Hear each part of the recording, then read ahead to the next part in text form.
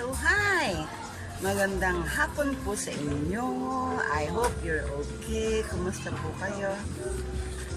This afternoon, it's a Sunday afternoon. It's June 6. So, welcome to Diwata Garcia's YouTube channel. Kumusta po kayo?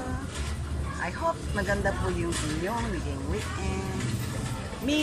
Ako po ay patuloy na sinusubaybayan ang mga bagay-bagay tungkol sa West Philippine Sea. So, kasi po gusto ko po maghatid ng magandang balita po sa inyo.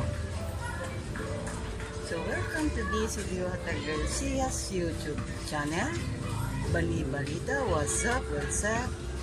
Anong latest ni Diwata Garcia? Welcome to Diwata Garcia's YouTube channel. Magandang gabi po sa inyo. So, ang topic po natin, ano po ba ang latest about the West Philippine Sea or karagatang kanluran ng Pilipinas. They also call it the South China Sea. So, bigyan ko po kayo ng konting backgrounder.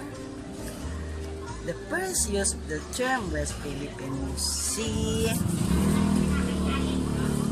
by the Philippine government was as early as 2011 during the administration of then President Benigno Aquino.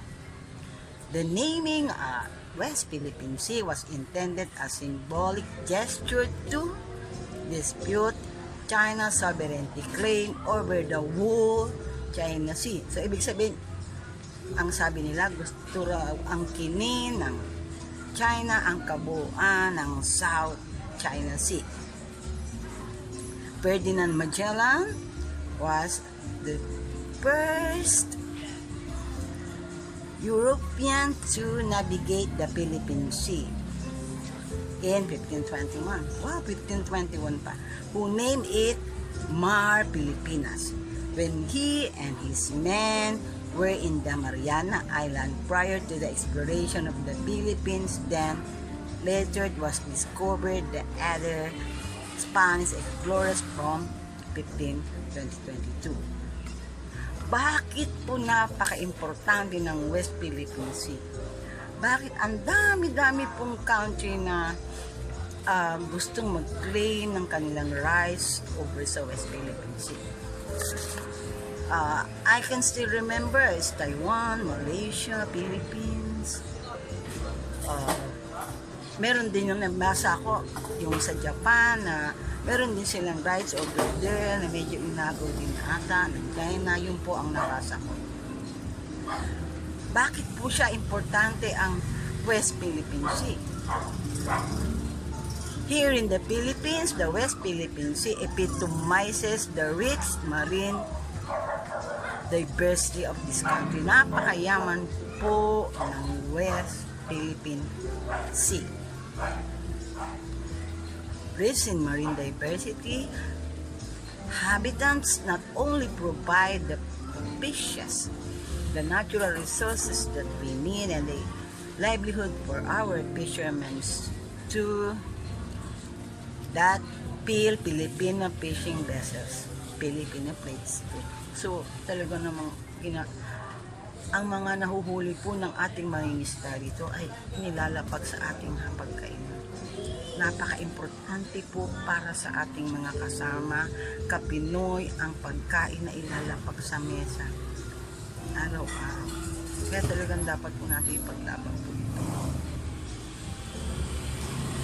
They also serve as the spawning grounds for schools that populates the seas throughout the South China Sea.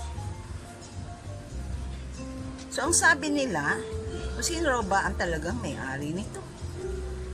Port Borneo, that they say is part of the Sabah, and is state of Malaysia, and Vietnam is also holding a part of the Spratleys Island. Japan, one of the considered islands in 1939 during World War II, and use it as a submarine base for the occupation of the island.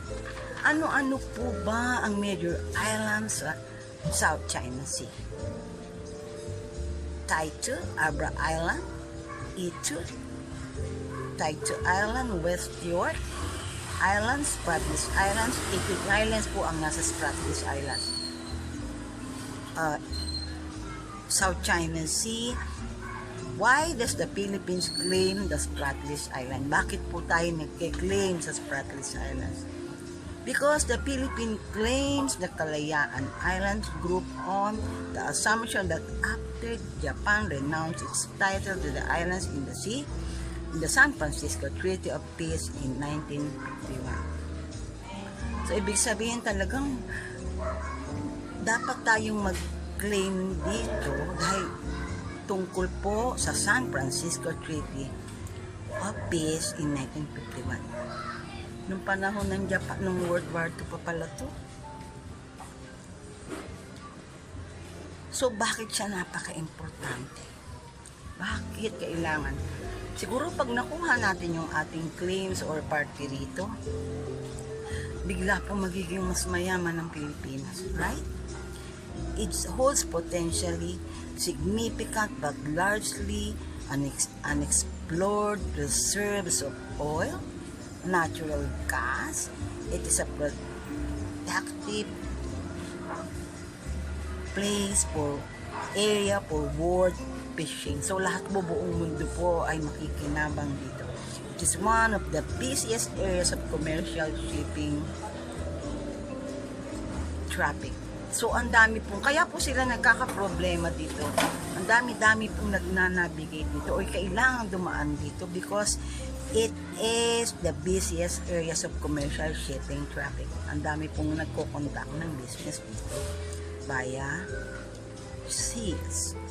And surrounding countries would get as extended continental ship if the claim were recognized. Bakit nagkakaproblema dito? Because China has been transforming the reefs and atolls it occupies by the disputed Spratlys Island, forming them into artificial islands. So gumagawa ang China po rito ng artificial island. Kaya tayo nagkakaproblema. In 2014, China began massive dredging operations to build artificial islands. So noong 2014 pala, nagkakaroon na ng dredging operations ng China sa Spratlys Island. Pero artificial ang kanilang ginagawa. Around 7 reefs that they claim as their territory. Kasi ang sabi nila, ito raw ay teritoryo nila. At ang masakit pa nito, the artificial islands have been transformed into significant military base like including 3 runways. May 3 runways pa. Significant military facilities including 3 runways that has been used for the deployment of Chinese fighter jets. Yun ang matindi. So, ang Spratlys Islands pala has more than 100 small islands or reefs surrounded by rich fishing ground and potentially by gas and oil depots. So talaga palang napakayami ng South China Sea. So yun po ang pinaka-backgrounder ng mga bagay-bagay tungkol sa South China Sea. So yan po ang ating backgrounder. Ang latest for what's up is that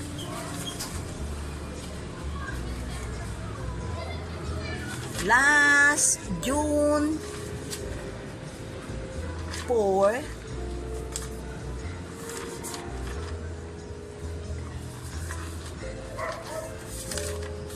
ay may narinig po akong balita na there's a statement that came just a day after both the US and the Japan spoke on the opposing any action that would drive up tension in the South China Sea.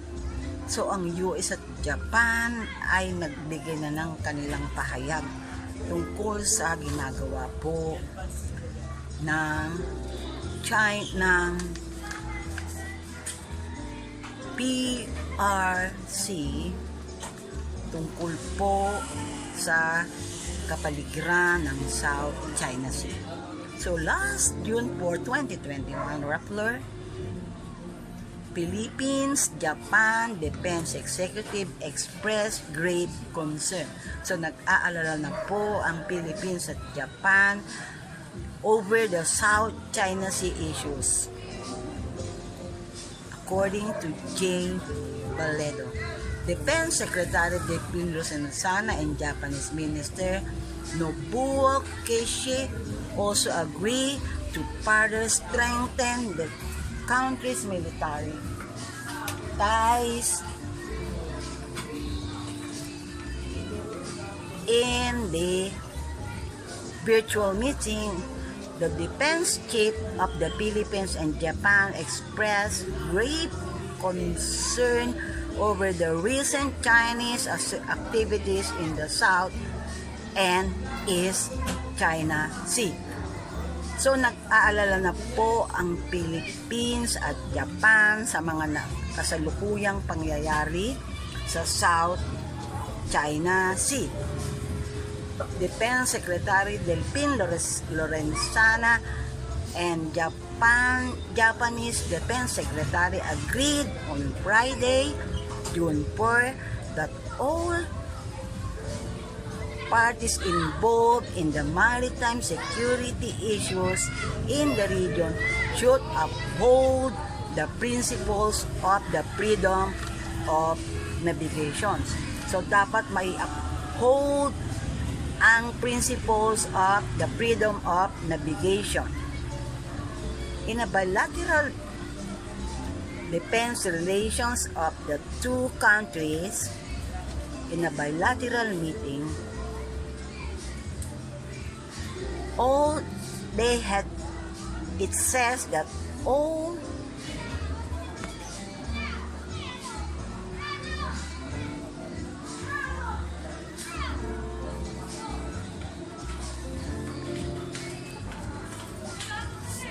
it says that all concerned nations should exercise self-restraint in accordance with the principles of the 1992 United Nations Convention of the Law of the Sea, or UNCLOS, which stated that all features located within the EEZ or exclusive economic zone of a country rightfully belongs to the country. So, kung ano po yung areas located in its country's exclusive economic zone, as they say, of its country has the right to belongs to that country. So, hindi dapat ang kinin ng kung sino man. Japan has maritime. Ang Japan po ay mayroon ng maritime tensions with China. That was a long time ago and I can still remember because meron pong areas ang Japan in the East-South China Sea. Japan has been administering Senkaku Island since 1895. So ina-administer na ng Japan ang Senkaku Island since 1895. But China started to claim it in the 1970s. So may problema pala talaga ang China at Japan about dito sa Senkaku Islands na to. Kasi inangkin din ng China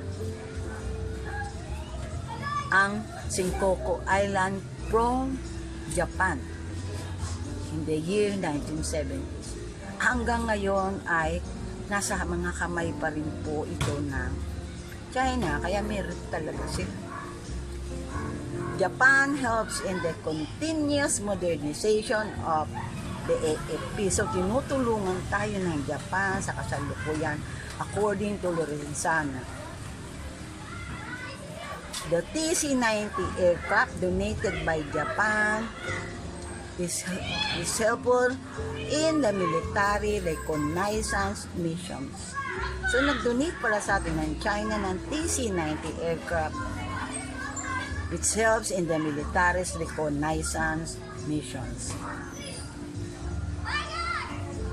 The Defense Department announced in 2020 that it has signed a contract with Japan for an air surveillance radar system amounting to 103.5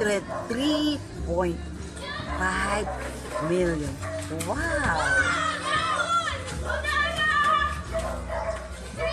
Pumirma pala tayo ng contract with Japan para sa isang air surveillance radar system amounting to 103.5 million dollars, which will strengthen the military's monitoring capacity in the West Philippine Sea. So, malaking tulong pala itong TC-90 tsaka yung surveillance radar system sa atin para ma-monitor natin ng maigi ang mga pangyayari or activities sa West Philippine Sea. Pero nung March 24 ay nagkausap din ng Australia at Japan. They joined forces, they joined coast on the destroying actions in the South China Sea. So, nagkakaroon din ng concerns ang China and they joined forces in about the destabilizing actions in the South China Sea. So, siyempre kasama na naman yung Japan dito sa mga pinag-uusapan dito. At ang Australia po also expresses concern over the destabilizing action. So, worried na rin po ang Australia at nakikipag-coordinate na rin po sila sa Japan tungkol po sa problema.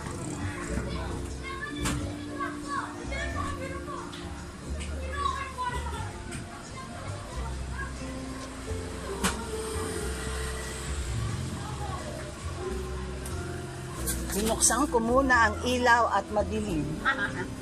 Sorry. So, dinilim na tayo. Lalakad lang ako. Dito na tayo sa sala kasi dinilim na ako sa aking bintana. Yan, maliwanag na tayo. So, yung sinasabi nila,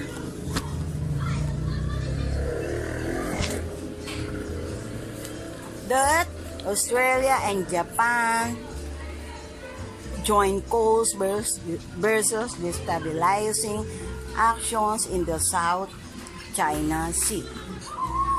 So, Australia also expresses concern over the destabilizing action. So, nakaka-worry talaga siya. Dahil nga sa mga actions na ginagawa ng China sa mga nangyayari sa South China Sea. Hawak ko lang po yung cellphone ko.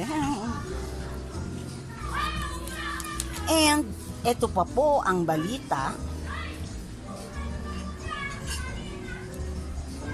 Australia expressed concerns over the destabilizing actions that could cause tension in the South China Sea. So nako-concern na po ang Australia sa mga nangyayari sa South China Sea. The highly volatile South China Sea, as number of Chinese vessels continues to linger near Pulian, Felipe Reef. So talaga pong nagwo-worry na and they express concern dahil dumarami na po ang Chinese vessels at nagtatagal na po sila sa hulyan, Pilipirit in the West Philippine Sea. So ito po ang kanilang statement. We remain concerned about destabilizing actions that could provoke escalation. So pag pinabayaan po ang China sa kanilang ginagawang activities sa South China Sea, magkakaroon po ng problema at baka mas lalo pa pong lumaki ang problema pag pinabayaan pa po silang magdagdag ng mga maritime vessels sa South China Sea, and it could provoke escalation. Lalaki po ito, which means kailangan maaga pa ay pag-usapan na po ito ng maayos. Pero sa tingin ko parang hindi po makikipag-usap ng maayos ng China, parang ewan ko po.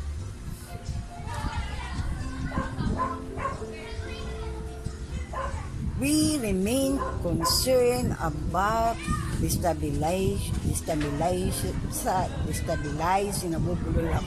actions in the South China Sea that could provoke escalation. Australian Ambassador to the Philippines, Stephen, said on Twitter. So, Australia has said that Australia supports an Indo-Pacific regional which is secure, open, and inclusive. The South China Sea, a crucial international waterway, is governed by international rules and norms, particularly UNCLOS. So, ibig sabihin ng South China Sea ay hindi po isa lamang ang nagmamay-ari, kundi ang kung saang bansa na dapat siyang nakalaan, at hindi lamang po para sa kabuuan ay para sa China as claimed by China. So, ang ganda po ng statement ng Australian Ambassador Stephen that they support an Indo-Pacific regional which is secure, open. So, dapat maging secure itong South China Sea, open, and inclusive. The South China Sea is a crucial international waterway. Parang natatandaan ko yung sinabi ng US na hindi sila masyadong nagbibigay ng statement about this because they believe that South China Sea is part of an international waters. So, tama rin naman yung sinabi ng Australia that the South China Sea is a crucial international waterway, is governed by international rules and norms, particularly UNCLOS. But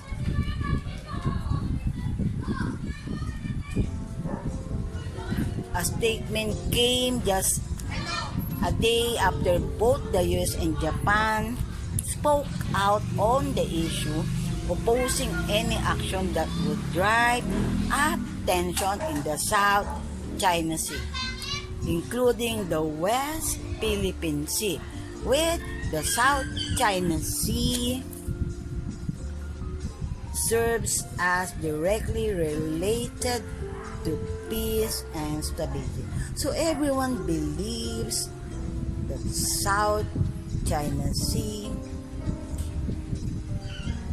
must have peace and stability. Dapat po talaga mapag-usapan na ito ng maayos in accordance with the rules of law in UNCLOS.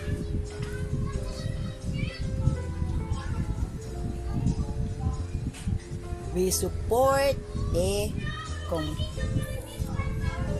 enforcement of the rule of law in the sea and with the community to protect the full, open, and peaceful sea. So, naniniwala sila na dapat naman po ay may freedom po ng navigation sa South China Sea because it is part of international waters and it must be open and with peaceful seas. Pero nag-hit back ang China. Ano po ang sinabi ng China? China hit back at Japan for chiming in on the issue and accused Japan of acting as a vassal state of the US. So talagang may problema po sila, no? It is a pity according to China. It is a pity that some Asian country which has disputes with China in the East China Sea is driven by the selfish claim. Medyo madilim na po, pasensya na. China's revitalization and willingness to acting is a strategic vassal of the embassy on Manila has said. The U.S. Embassy on Manila has said.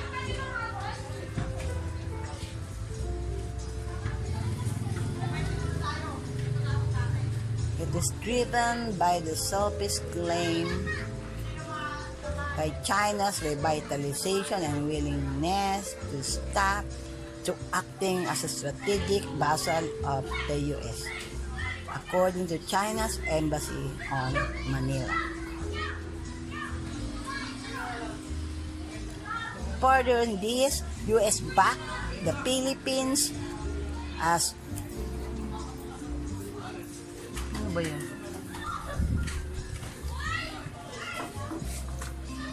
Further on this, the U.S. backed the Philippines on a specialist over the presence of 220 ships. Ito pala yung nangyari. Na binak up ng US ang Philippines because merong nakita na 220 ships believed to be manned by the Chinese maritime militia. So talagang dumarami na yung mga ships. Yung last na nakita ko is 227. It supported calls China to withdraw.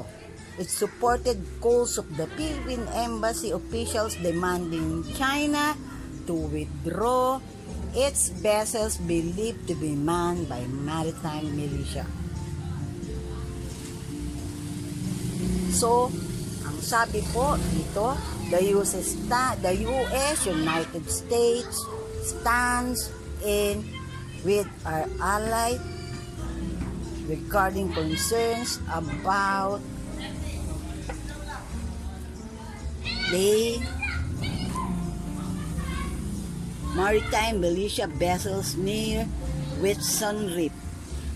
So they say, we call on Beijing to stop using its maritime militia to intimidate and provoke others. So itigil na raw ng China ang ginagawa nilang pagdadagdag ng Chinese militia ships sa South China Sea because it intimidates and provokes others and which undermines peace and stability,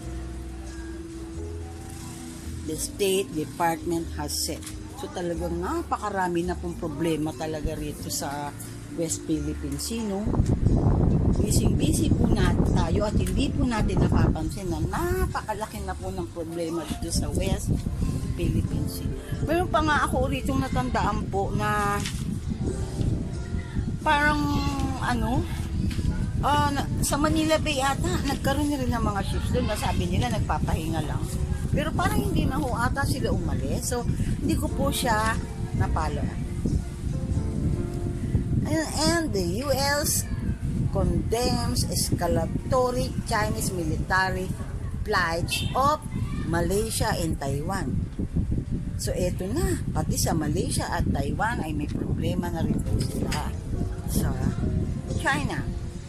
Malaysians scrambled fighter jets that was in June 2 Monday to intercept the Chinese Air Force transport bases that appeared off Borneo, pati sa Borneo, over the South China Sea where it has overlapping claims with Beijing. So, ang dami talagang nagagalit na dito sa ginagawa ng China. Pati Taiwan, Borneo. Kasi nga nag-overlap na yung claims and parang ayoko magsalita pero parang walang pakialam po talaga in China. Hindi po natin alam kung ano po ang kanilang intensyon. So, in June 2, China, US argued naval activity in the South China Sea. A statement from the Chinese People's Liberation Army, PLA. Ito pala yung sinasabi nilang PLA. Chinese People's Liberation Army. Yun pala ang tawag nila. Southern Theaters Command said, naku, nakakatakot to eh. The guided missile destroyer USS Curtis Wilbur. Sa US naman, ang reklamo naman ng China. The guided missile destroyer USS Curtis Wilbur illegally intruded into its territorial waters surrounding the Paracel Island group in the South China Sea. So, ang China naman and US ay nagka-argue dahil dito sa USS Curtis Wilbur that was illegally intruded into, sabi nila, sa kanilang territorial waters. So, last May 2029, natatandaan po natin na nagbigay po ng statement si President Duterte last May na hindi po tayo, the Philippines, the country want to withdraw ships from contested waters. Hindi po natin aalisin ang ating mga Coast Guard, yung mga nagmaman po na ating mga Coast Guard at Marine sa South China Sea, in the contested waters and our exclusive economic zone, including the Taitu Island near the Chinese military installations. So, meron pala tayo dong mga ships malapit sa Chinese military installation. Sabi naman po ng China, last May 4, have basic manners. Chinese tells top Philippine diplomats after abusive tweet over SCS claim. Ito po siguro yung sinabi ni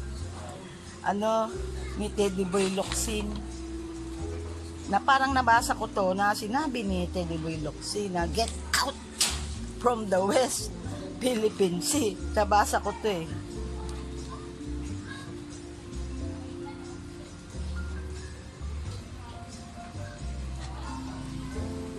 So, why Chinese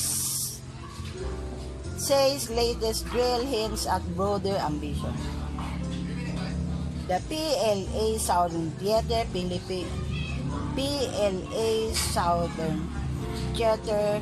Command says, sa China po ito, the month-long exercise, ships carrying out anti-missile, ito po siguro yung ship ng US, and anti-aircraft training from home waters.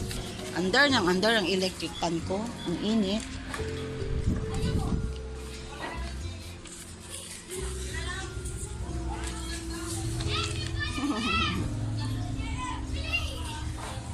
So, ships carrying out anti-missile. Ito yung binasa kong ship kanina na from US. And anti-missile and anti-aircraft training for home waters. Fleet traveled through West Philippine Sea into the Pacific where the US territory and Guam sits. But the US general says China seeks return to era of vassal states. So, ito na, nagbigay naman ng statement ang US. General Kenneth S. Wilsbur, commander of the US Pacific Air Force, says, tuwan-tuwa ako pagka nagbibigay ng comment ang US. Recent PLA military dilim no? Papagawa kasi ako ng bahay kasi kaya madilim dito. US Pacific Air Force says recent PLA military flights close to Malaysia and Taiwan, ito po yung mga dalawa rin sa claimants, are escalatory and established. US keeps up spy plane flights over South China Sea in huge increase from 2020. So sabi ng China, US keeps up spy plane flights over South China Sea. American reconnaissance, according to China, American reconnaissance has been constant since the start of the year. So parang dumadami na exercises ng US. South China Sea strategic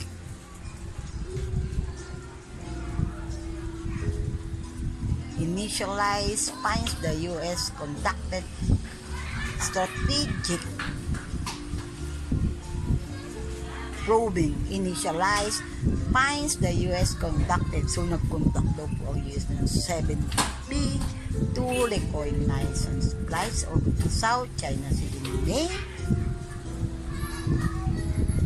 maintaining constant edge over the disputed waters. Nagko-comment din ng China. A Beijing-based think tank said there was a slight, so nagra-rise na raw, there was a slight month-to-month rise in U.S.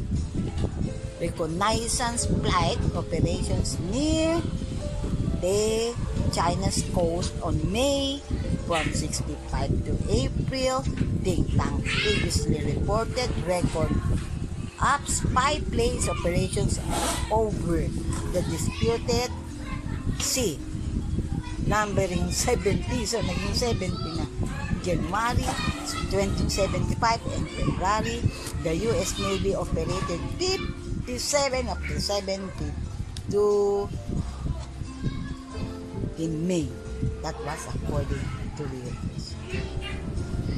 But last May 17, Philippine President Rodrigo issues a gag order over South China Sea for State of the Nation. In his fourth State of the Nation address, our President Duterte says that Duterte bans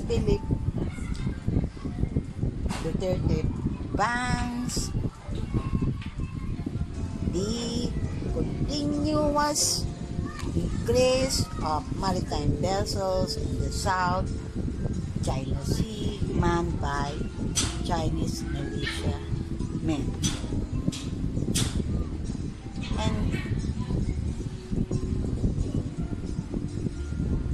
And according to Duterte, he will not withdraw our Navy and Coast Guard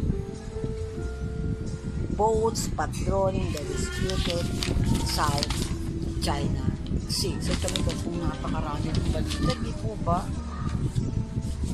So I hope ngayong gabi po ay may na-share po sa inyo kahit po napakagulo ng pagbabalita ko ngayon. Kasi po nagpapagawa po ako ng bahay at wala po akong mapwestuhan ngayon. At talagang gusto ko po rito sa labas. So ayun na po, ito na po ang latest sa South China Sea. And I hope may na-share po sa inyo. Ako po si Diwata Garcia. Maraming salamat po sa aking subscribers. Maraming salamat po sa nanonood. Happy Sunday evening. I love you.